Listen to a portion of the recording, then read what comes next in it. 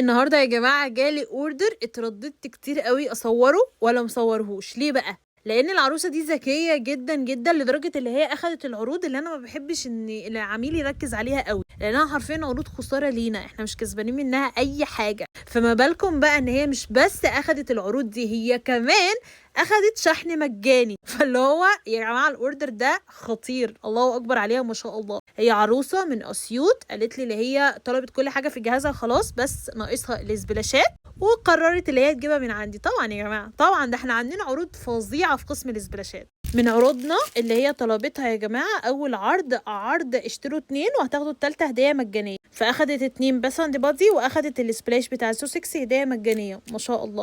العرض ده بقى كله بكام؟ ب 250 جنيه بس. والله زي ما بقول لكم كده. تاني عرض يا جماعة، أخدت 2 سبلاش فيكتوريا سيكريت وعليهم قطع يارا هدية مجانية. برضو العرض ده نزل ب 250 جنيه بس. تخيلوا كده، أخدت ما شاء الله 6 سبلاش ب 500 جنيه.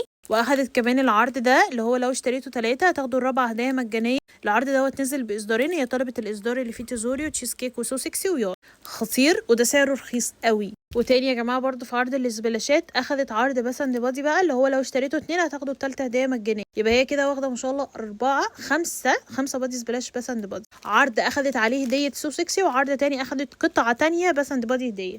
اخر عرض بقى عرض اللوشن بتاع انشانتر اللي هو لو اشتريتوا 3 هتاخدوا الرابعة هدية مجانية. بس كده خلاص، واخدت شحن مجاني لأسيوط.